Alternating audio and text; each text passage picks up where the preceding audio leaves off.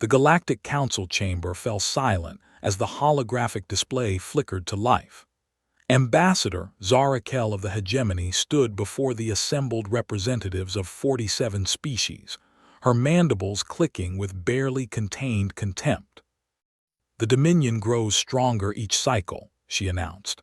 "Their fleet now numbers over 300,000 vessels. They have conquered 17 systems in the past rotation alone. At this rate, they will reach the inner worlds within 5 standard years."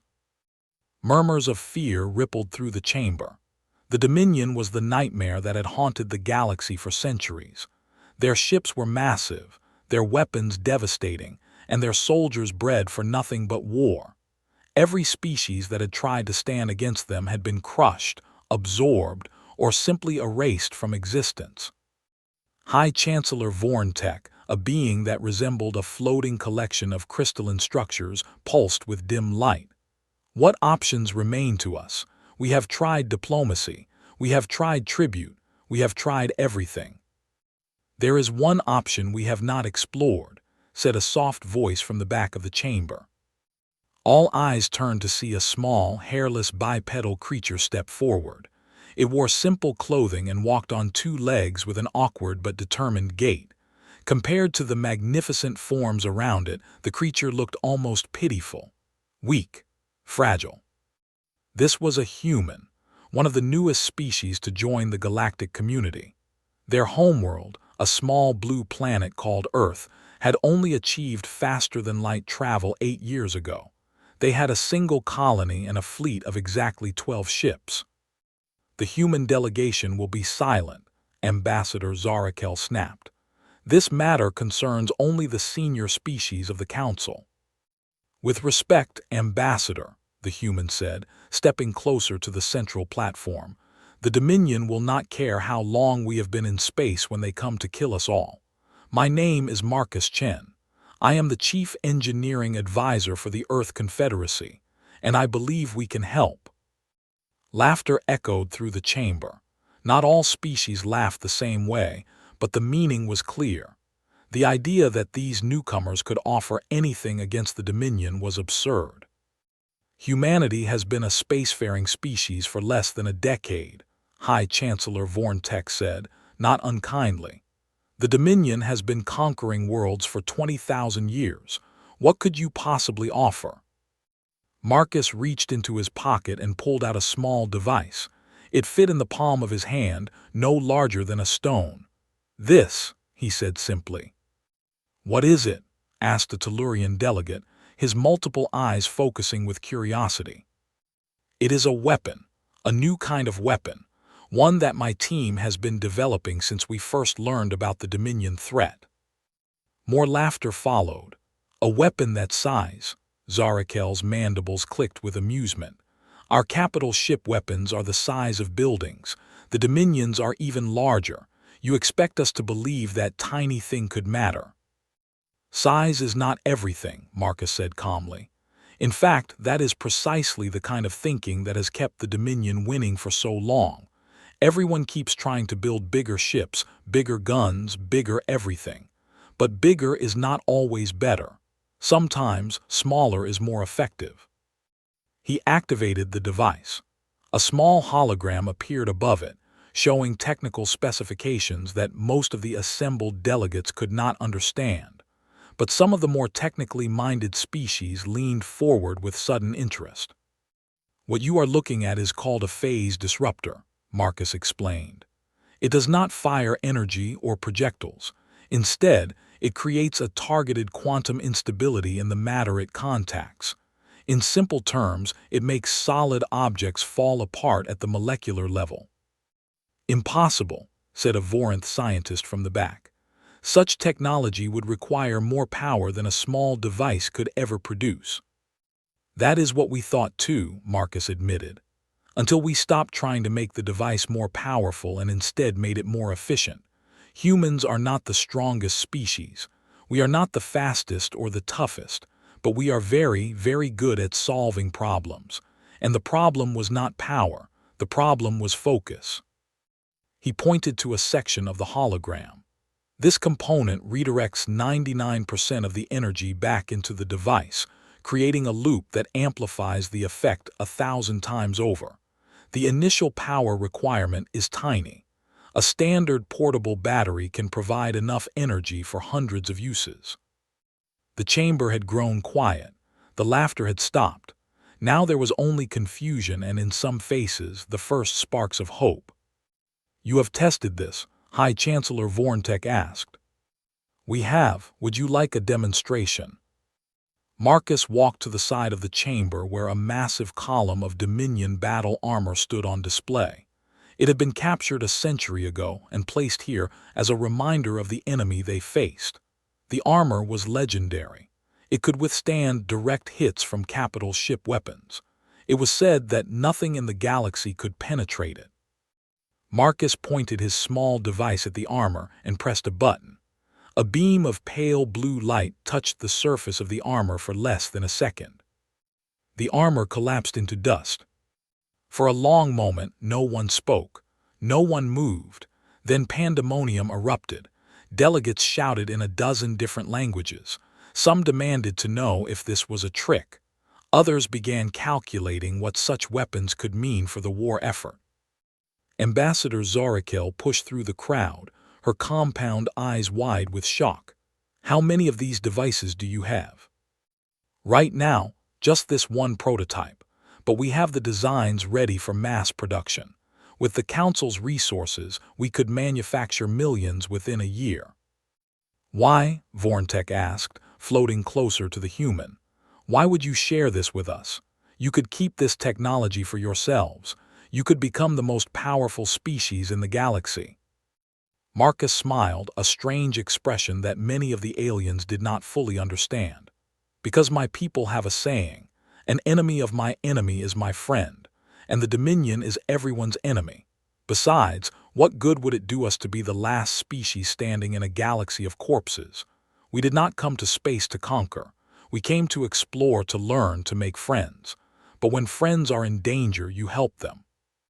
High Chancellor Vorntek pulsed with bright light, a sign of deep emotion among their kind. "This changes everything," they said quietly. "That is the idea," Marcus replied. "Now, shall we talk about forming a real alliance? Because I have a lot more ideas where this came from." Back on Earth, in a massive underground facility beneath the mountains of what had once been called Switzerland, a team of engineers worked around the clock. The phase disruptor had been their first project, but it was far from their last. Dr. Sarah Kim stood before a wall of screens, each one displaying different weapon prototypes. She was tired. They all were. They had been working 18-hour days for months, but they kept going because they knew what was at stake. "The Council has agreed to the alliance," said a voice from behind her. She turned to see General Park entering the room, a rare smile on his weathered face. "Marcus just sent the message. They are giving us full access to their manufacturing facilities and resources." Sarah let out a breath she did not know she had been holding. "Then we can start Phase 2. "What is Phase 2 exactly?" General Park asked, looking at the screens with curiosity and concern. Sarah pointed to one of the displays. It showed a small satellite, no bigger than a car. Dominion ships use a crystalline power core for their shields. It makes them nearly invulnerable to conventional weapons, but crystalline structures are vulnerable to specific resonance frequencies. This device can scan a Dominion ship from thousands of kilometers away, calculate the exact frequency of its power core, and broadcast a signal that will cause the core to shatter. You want to blow up their ships from thousands of kilometers away. Better than that. Without power cores, their shields fail, their weapons go offline, their life support stops. One of these satellites could disable an entire Dominion fleet without firing a single shot. General Park stared at her for a long moment. "How do you people think of these things?" Sarah shrugged. "Humans have spent our entire history fighting each other. We got very good at finding new ways to win battles. Now we finally have a worthy opponent." In another part of the facility, A young engineer named David was working on something even more ambitious. He stood before a chamber containing a single drop of liquid suspended in a magnetic field. The liquid glowed with an eerie purple light. They said it could not be done, his supervisor, Dr. Yamamoto, said quietly. They said creating stable antimatter was impossible outside of laboratory conditions. It was impossible, David agreed, until we changed the conditions. The magnetic containment field is not strong enough to hold antimatter indefinitely, but it does not need to be indefinitely. It just needs to hold it long enough to deliver it. How long? 12 hours, maybe more with the new configuration. Dr. Yamamoto walked around the containment chamber, studying it from every angle. 1 gram of antimatter releases energy equivalent to 43 kilotons of explosives. How much are we talking about here? This chamber can hold 5 kilograms. The supervisor went pale. That is enough to destroy a planet. Or a Dominion dreadnought, David said quietly. Their biggest ships, the ones that even our phase disruptors cannot bring down fast enough. One of these delivered to the right location would end any battle instantly. This is beyond anything we have ever built, beyond anything anyone has ever built. I know, that is why we are not sharing this one with the Council. Not yet. This is our backup plan, our last resort, in case everything else fails. Dr. Yamamoto nodded slowly. He understood. Humanity was new to the galaxy, but they had learned one important lesson from their own history. Always have a backup plan. Always prepare for the worst, because the worst had a habit of happening when you least expected it. The months that followed were a whirlwind of activity. Human engineers spread across the galaxy, working with alien manufacturing facilities to produce the new weapons. At first, there was skepticism. Many alien engineers could not believe that such simple devices could work. The technology went against everything they had learned about physics and warfare. But the humans had a way of making things work. They approached problems differently than other species. Where others saw obstacles, humans saw puzzles. Where others gave up, humans tried another approach, and again, until they found a solution. Commander Thelvox of the Hegemony Fleet was one of the first to witness the new weapons in action. A Dominion scout force had been detected near the border of Hegemony space. 7 ships, small but deadly. In the past, it would have taken a fleet of 50 Hegemony vessels to defeat such a force, and even then, the losses would have been terrible. But now, Commander Thelvox had something new.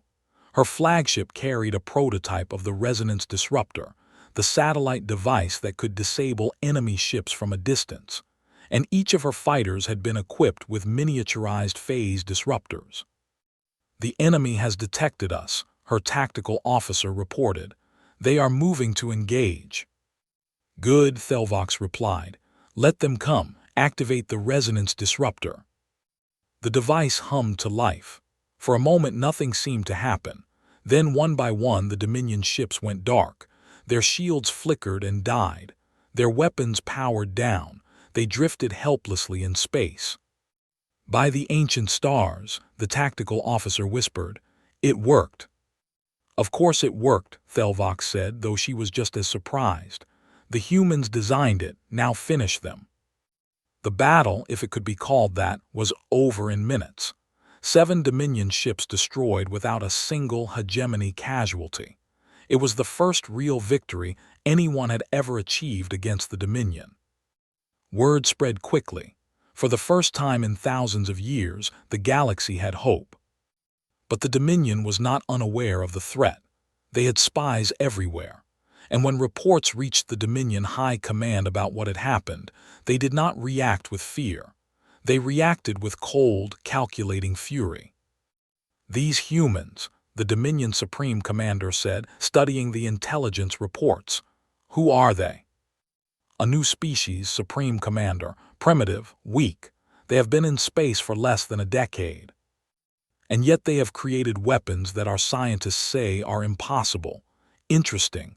Very interesting. Learn everything about them, find their homeworld, and prepare the Annihilation Fleet. The Supreme Commander turned to face a massive window that looked out over the Dominion capital world.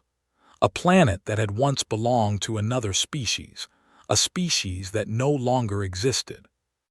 If these humans are as clever as they appear to be, then they are too dangerous to be allowed to live. We will crush them before they become a real threat, and then we will destroy anyone who helped them. The order went out. The greatest fleet ever assembled began to move toward a small blue planet on the edge of the galaxy, toward Earth. And humanity, without knowing it, had just become the most important species in the entire galaxy, for better or for worse. The Dominion Annihilation Fleet was a sight that had broken the spirits of countless civilizations. 5,000 ships of war, each one bristling with weapons that could reduce planets to ash. At the center of the formation floated the throne of conquest, the Supreme Commander's personal dreadnought. It was 3 kilometers long and had never been defeated in battle. For 3 months, the fleet traveled across the galaxy, crushing any resistance it encountered. The Galactic Council tried to slow them down. They sent fleets to block the Dominion's path, but even with the new weapons, they could not stop such an overwhelming force. The phase disruptors worked perfectly. Dominion armor melted before them. The resonance disruptors disabled enemy ships by the dozens, but for every ship they destroyed, 10 more took its place, and the Dominion had learned from those early defeats. They had started shielding their power cores differently, making them harder to target. They had developed new armor that was more resistant to phase disruption. The war was not over. It had only just begun. On Earth, panic threatened to take hold. Images of the approaching fleet were broadcast around the world. People saw the massive ships and remembered every alien invasion movie they had ever watched. Some called for surrender. Others called for evacuation. A few simply sat in stunned silence, unable to process what was happening. But in the underground facility beneath the Swiss mountains, the engineers kept working. "We have 3 weeks before they reach the solar system," General Park announced, his voice steady despite the fear in his eyes. "What do we have?" Dr. Sarah Kim stepped forward. "The resonance disruptors have been upgraded. The new version can adapt to any shielding configuration.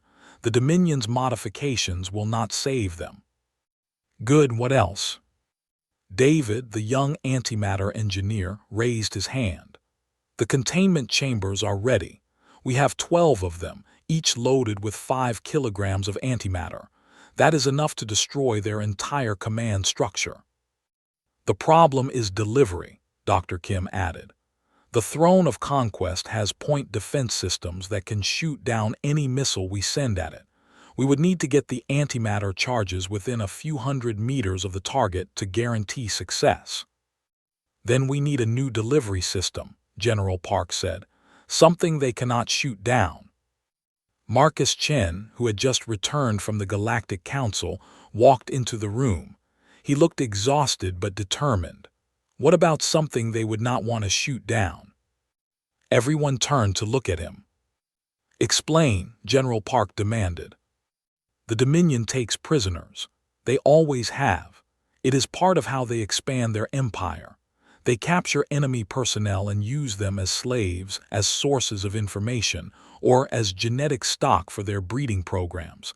If we could get one of our people onto the Throne of Conquest." "You want to send a suicide bomber?" Dr. Yamamoto asked, horror in his voice. "No, I want to send someone who can plant the device and get out. The antimatter does not need to be inside the ship. It just needs to be close. If someone could attach it to the hull." "That is still a suicide mission," Sarah said quietly. "The chances of escape would be minimal." "Not if we give them the right tools." Marcus walked to a nearby console and pulled up a new set of designs. "I have been working on something. I was not sure if it would be ready in time, but we do not have a choice anymore. I call it the phase cloak." The hologram showed what looked like a simple suit of armor, but the technical specifications were anything but simple. The phase disruptor technology can be reversed, Marcus explained. Instead of making matter fall apart, it can make matter phase slightly out of normal space, just enough to become invisible and intangible. A person wearing this suit could walk through walls, avoid detection, and escape from anywhere. Has it been tested? General Park asked. On objects, yes. On living beings, Marcus hesitated. There are risks. The phasing process is not entirely stable. If it fails while someone is inside a solid object, they would die instantly, and there might be long-term effects we do not understand yet. Silence fell over the room. They all knew what this meant.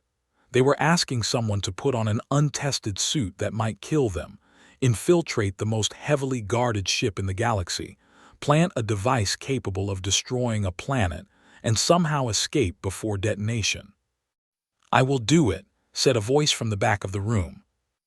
Everyone turned to see a young woman step forward.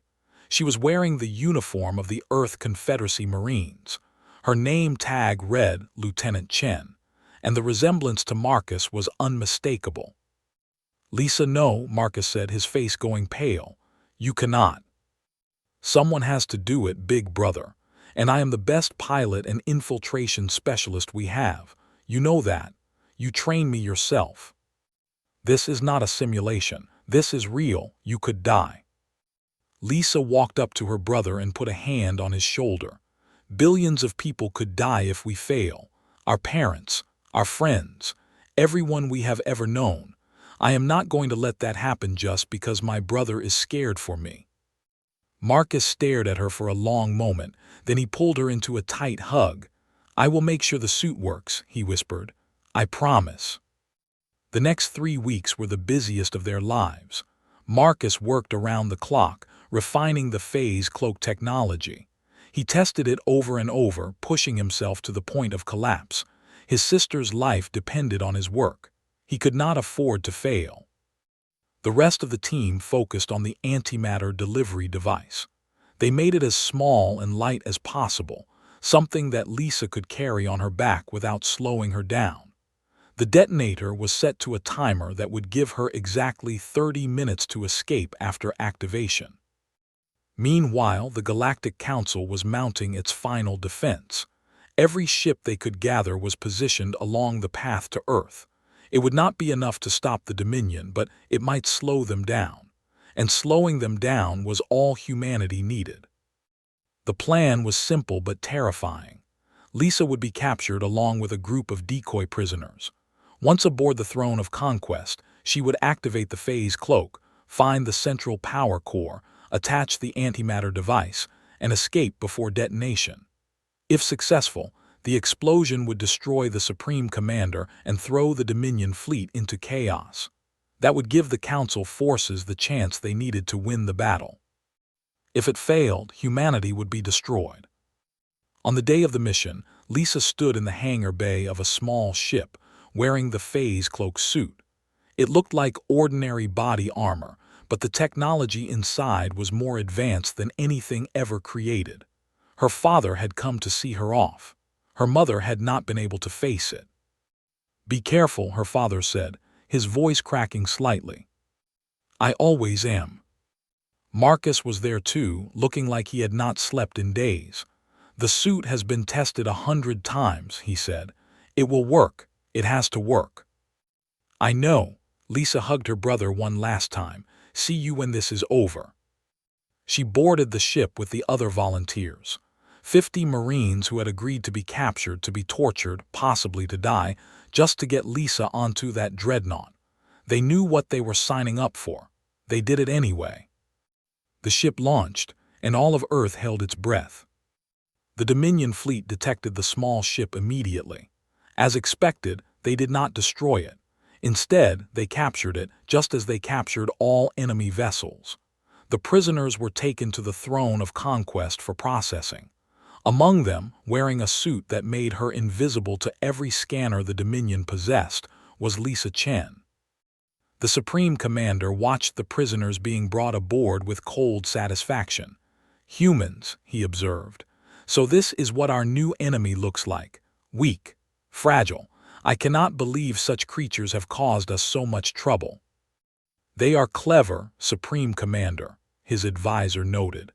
Our scientists have analyzed their weapons. The principles behind them are unlike anything we have seen before. These humans think differently than other species. Cleverness will not save them. When their planet burns, their cleverness will die with them. As the Supreme Commander spoke, Lisa slipped past the guards and into the corridors of the dreadnought.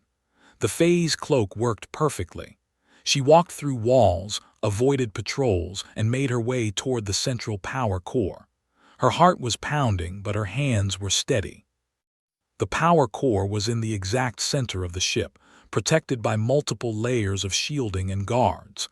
Lisa phased through each barrier, one by one. The antimatter device on her back felt heavier with every step. Finally, she reached the core. It was massive, a swirling vortex of energy that powered the entire dreadnought. She found a support strut, a piece of solid metal that connected directly to the core housing. She deactivated the phase cloak just long enough to attach the device. 30 minutes, the timer started counting down. Lisa reactivated the cloak and began to run. She had to get off the ship before detonation. She had to find an escape pod, a shuttle, anything that could carry her to safety. But the Dominion was not stupid. They had noticed the energy signature when her cloak deactivated, just for that brief moment. Alarms began to sound. Guards began to search. And Lisa realized that getting off the ship was going to be much harder than getting on. 25 minutes. She found a corridor that led to the shuttle bay. But it was sealed, locked down because of the security alert. She could phase through the doors, but the shuttles themselves were not running. Without power, they were useless. 20 minutes. Lisa changed direction, heading for the nearest escape pod station. But when she got there, she found something that made her blood run cold. The Supreme Commander was there, surrounded by a dozen guards, and he was looking directly at her hiding spot. "I know you are there," he said calmly. "I can sense something wrong in the air, some disturbance in the normal pattern of things. Show yourself." Lisa stayed silent, stayed still. The phase cloak should have made her invisible. There was no way he could see her. But the Supreme Commander smiled, a cold and terrible expression. "Your technology is impressive," he admitted. "But I have been alive for 3,000 years. I have seen things that would drive your species mad.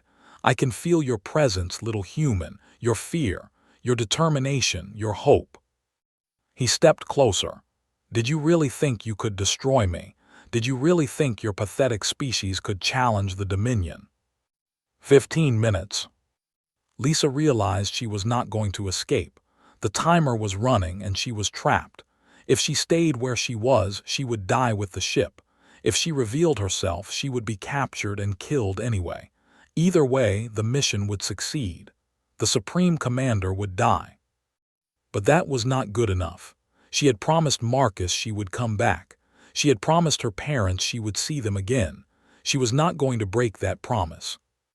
Lisa made a decision. She was a Marine. She was an engineer's sister. And more than anything, she was human. Humans did not give up. They found another way. She ran straight at the Supreme Commander.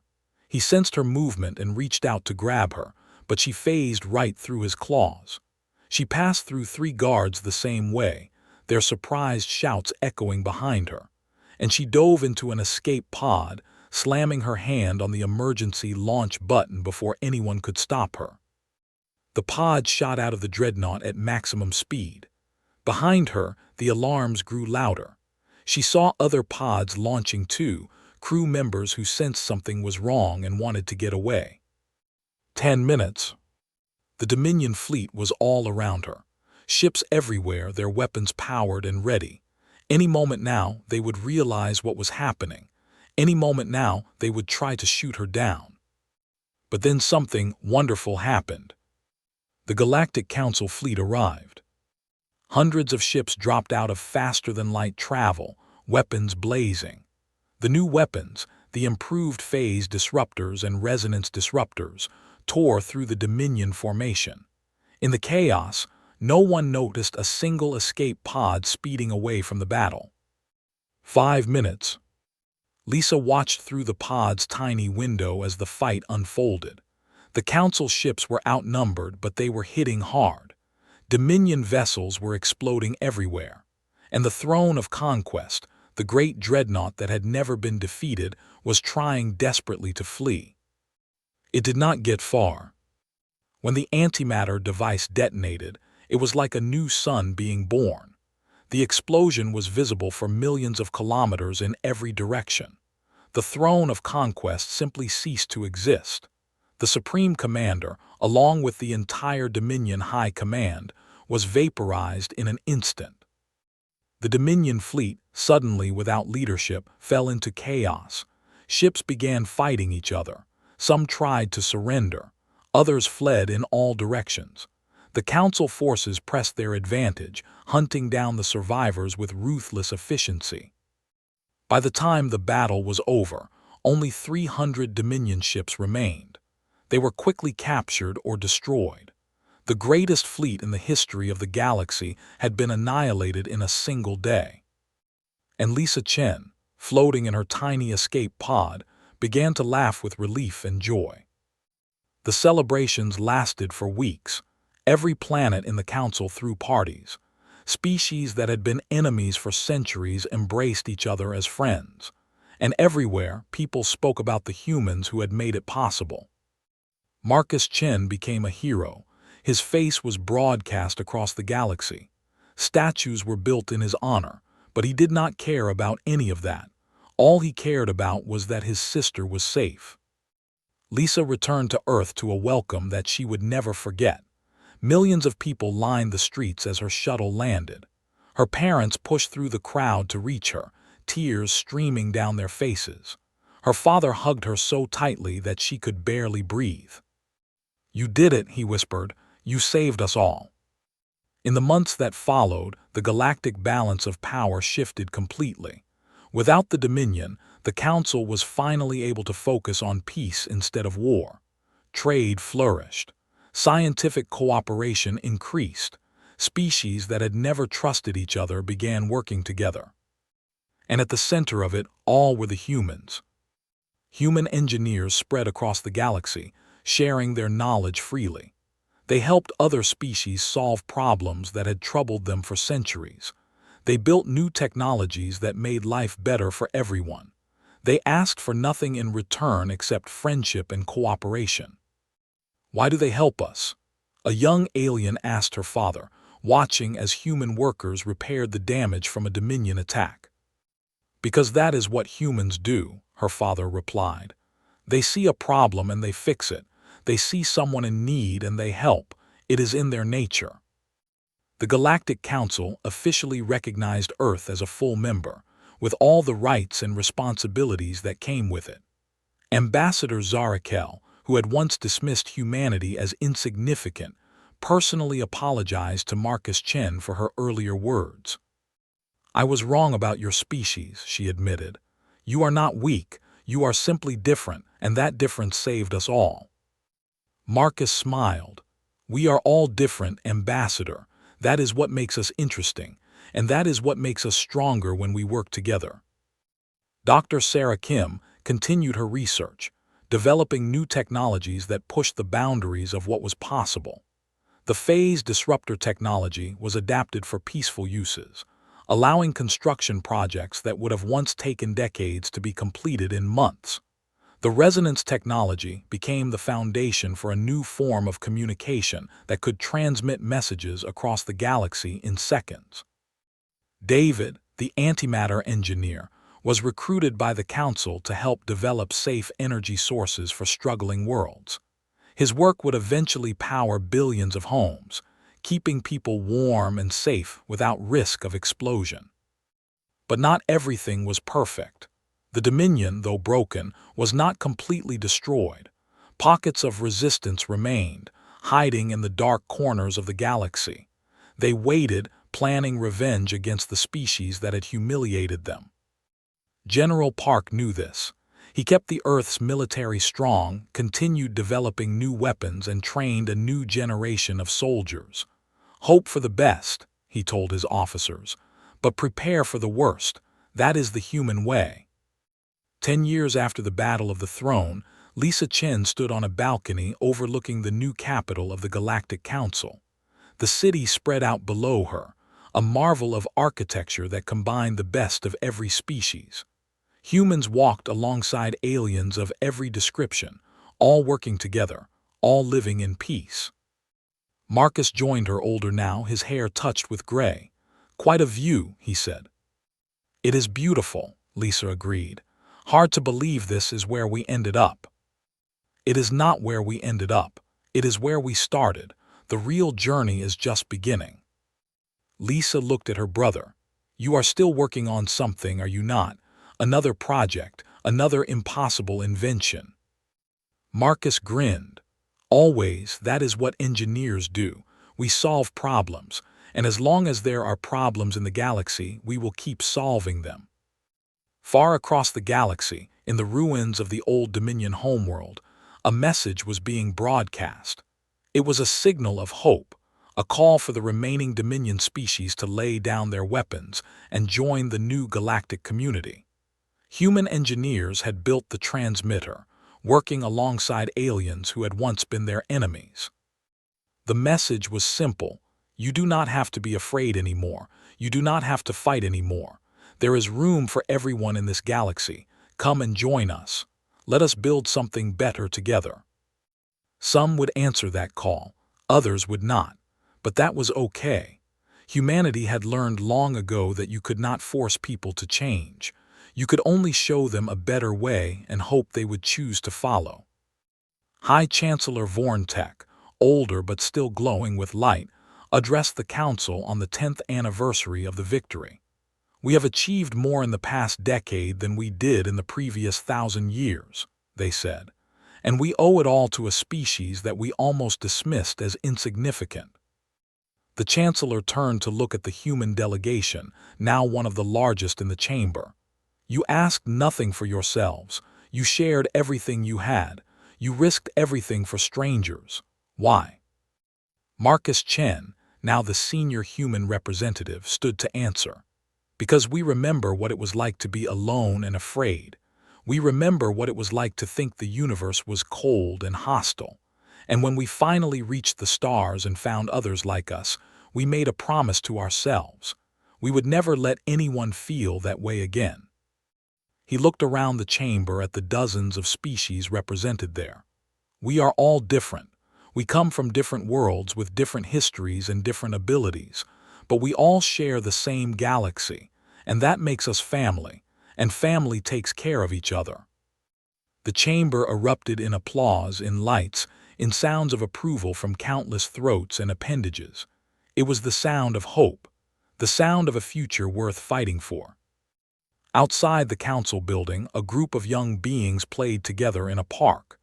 Human children chased alien children, laughing and shouting in a dozen different languages. They did not see differences. They did not see old enemies. They just saw friends. One small alien boy fell and scraped his knee. Before anyone else could react, a human girl rushed over to help him up. She dusted off his clothes, checked to make sure he was okay, and offered him her hand. "Come on," she said with a smile, "let us keep playing." And they did. They kept playing. They kept learning. They kept growing. Because that was what the future was about. Not the weapons that had changed the balance of power, not the technologies that had saved the galaxy, but the simple act of reaching out a hand to someone in need and saying, "Let me help you." That was the true legacy of humanity. That was what they had given to the galaxy. And it would endure long after the weapons were forgotten and the battles faded from memory. The balance of power had changed forever, not because humans had built better weapons, but because they had shown everyone a better way to live. And the galaxy would never be the same.